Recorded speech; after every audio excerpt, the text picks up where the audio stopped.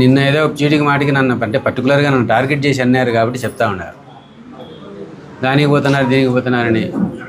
ఇప్పుడు మనం ఏదైనా చెడపని చేస్తే నువ్వు విమర్శన చేయొచ్చు, చేసేదానికి సర్వీస్ చేసేదానికి 10 మంది వచ్చినప్పుడు పలికేదానికి చేసేదానికి పార్టిసిపేట్ చేస్తూ ఉన్నాము.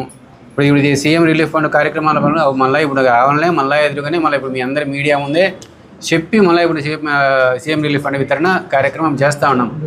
ఇది చేస్తాము, భవిష్యత్తులో కూడా చేస్తాం. ఎందుకంటే మాది పొలిటికల్ గవర్నెన్స్ అని చెప్పి మా ముఖ్యమంత్రి గారు చెప్పినారు. నేను ఇప్పుడు తెలుగుదేశం పార్టీలో రాష్ట్ర కార్యదర్శిగా ఉండా, నాన్నగారు లేరు, చాలామంది వచ్చినారు. వీళ్ళకు తొందరగా కార్యక్రమాన్ని వీళ్ళకి చెక్కులు వితరణ చేసేసి వాళ్ళ చెక్కు అకౌంట్స్లో అమౌంట్స్ వాళ్ళ అకౌంట్స్కి పోతే మంచిగా త్వరగా పోతే, మళ్ళీ ఎమ్మెల్యే గారు వచ్చేంత వరకు వారం రోజులు ఉండి దానికి ఇవ్వాల్సిన అవసరమే ఉండదు. ఈరోజు వచ్చినా ఈరోజు డిస్ట్రిబ్యూట్ చేస్తాం, వాళ్ళ అకౌంట్స్లో త్వరగా పడితే వాళ్ళకి డబ్బు చేరుతుంది కదా. ఏదో ఒక మంచి కార్యక్రమం వచ్చిందంటే ప్రజలకు మేలు చేసే కార్యక్రమంలో పార్టిసిపేట్ చేసి చేదోడు వాదోడుగా నాన్నగారికి ఉండడంలో తప్పు లేదని నేను భావిస్తాను. రాజకీయ పార్టీలో ఉన్నాం కాబట్టి రాజకీయ పార్టీ కార్యక్రమాలను నిర్విఘ్నంగా భవిష్యత్తులో కూడా కొనసాగిస్తాం. దీనికి ఎవరి అనుమతో ఎవరికి భయపడో ఇంకోటి మేము చేయాల్సిన అవసరం లే. Thank you. అండ్ ఈరోజు కార్యక్రమంలో కూడా మళ్ళీ ఇప్పుడు ఇది 10వసారి ఈ సీఎం రిలీఫ్ ఫండ్ ఇచ్చి రిలీజ్ చేసినారు. ఈ వితరణ కార్యక్రమం జరుగుతూ ఉంది. దీంట్లో ఇప్పుడు 67 మందికి చెక్కులు వచ్చినాయి, 53,340,000 రూపాయలు. భారీగా ఇంతవరకు మనకు రాష్ట్రంలోనే హైయెస్ట్ సీఎం రిలీఫ్ ఫండ్స్ వచ్చినాయి. ఇది కూడా మనం గర్వంగా చెప్తా ఉన్నాం. ఇంతవరకు సీఎంఆర్ఎఫ్ ఫండ్స్ ఇంతవరకు ఇంత పెద్ద మొత్తంలో ఎవరికి రాలే. ఇప్పుడు ఇన్నిసార్లు మొత్తం టోటల్గా వచ్చిన సీఎం రిలీఫ్ ఫండ్స్ ఈనాటికి మనమే రాష్ట్రంలో అత్యధికంగా ఉన్నాము. భవిష్యత్తులో కూడా ఎవరికి ఏ అవసరం ఉన్నా కూడా ఇది తీసుకొని పోయి ప్రజెంట్ చేసి మనకు రావాల్సిన కార్యక్రమాలను, మనకు రావాల్సిన అభివృద్ధికి ఏదైనా పనులు ఉంటే వాటిని తప్పనిసరిగా ముందుకు తీసుకుపోతాం. అంతేకాకుండా ఇప్పుడు అభివృద్ధి కార్యక్రమాల్లో కూడా నేను మున్సిపాలిటీలో సమీక్ష చేసినారు. అవును, మున్సిపాలిటీలో సమీక్ష చేసినాము. ఈరోజు కూడా మళ్ళీ కార్యక్రమం ఉంది మున్సిపాలిటీ, అది కూడా ముందే చెప్తా ఉండ. మీరు ఎవరైనా ఉంటే ఎవరైనా పెట్టుకోండి, ఈరోజు కూడా సమీక్ష చేస్తాను. ఎందుకంటే రాజశేఖరు అనే ఒక కన్సల్టెంట్ ఇవాళ వస్తూ ఉన్నాడు. ఈరోజు ఆదివారం అయినా కూడా మున్సిపల్ స్టాఫ్ను కూడా ఉండమని చెప్పినాము.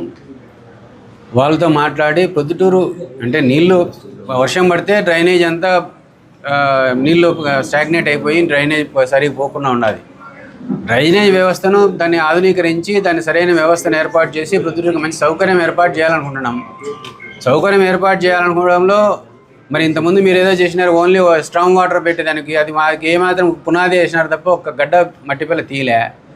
అంతేకాదు ఎవరేం చేసినా కూడా ఆ కార్యక్రమం అనేది డ్రైన్ ఒకటి చేస్తే సరిపోదు, సివేజ్ వాటర్ను కూడా తీసుకుపోయేదానికి ఏర్పాట్లు చేయాలనే ఉద్దేశంతో అందులో ఏంటంటే ప్రొద్దుటూరు మున్సిపాలిటీ అన్నీ కలిసిపోయింది.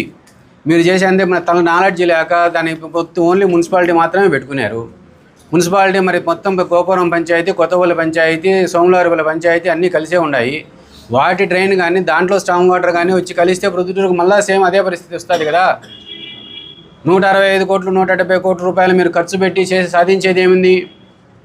కాబట్టే దాన్ని ఏదో ఒక విజన్ ఉంది, దాని కార్యక్రమాన్ని మిగతా ఇంజనీర్లతో కన్సల్టెంట్స్తో మాట్లాడి ఇది ఒక్కటే కాకుండా 3 పంచాయతీలను కలుపుకొని ఒక కాంప్రహెన్సివ్ ప్రోగ్రామ్ పథకం తీసుకొని దాన్ని చేస్తే మొత్తం ప్రొద్దుటూరు మున్సిపాలిటీ, ప్రొద్దుటూరు చుట్టుపక్కల గ్రామ పంచాయతీలకు కూడా ఈ సమస్య లేకుండా చేయాలనేది మా ఉద్దేశము. ఇది మంచి కార్యక్రమం కదా, దాంట్లో చదువుకునే కొంత జ్ఞానం ఉంది. నేను కూడా స్వతహాగా ఇంజనీర్ కాబట్టి కొంత అనుభవం ఉంది. ఇంజనీర్లతో మాట్లాడి వాళ్ళ సలహాలు సంప్రదింపులు తీసుకొని ఇట్లా చేస్తే బాగుంటుందని చెప్పినాము. దీనికి కన్సల్టెన్స్ చేస్తే నేను తప్పే ఉండదు. మున్సిపాలిటీలో పోయి మాట్లాడితే భవిష్యత్తులో ఈరోజు కూడా చేస్తూ ఏం అడ్డుకుంటారా? మీరు ఏం చేయగలిగితే చేసుకోండి. ఈ కార్యక్రమాలు మంచి మనకునేటి నాకు మంచి అని తోచిన కార్యక్రమాలను నిర్విఘ్నంగా భవిష్యత్తులో కూడా చేస్తూనే పోతూ ఉంటాం.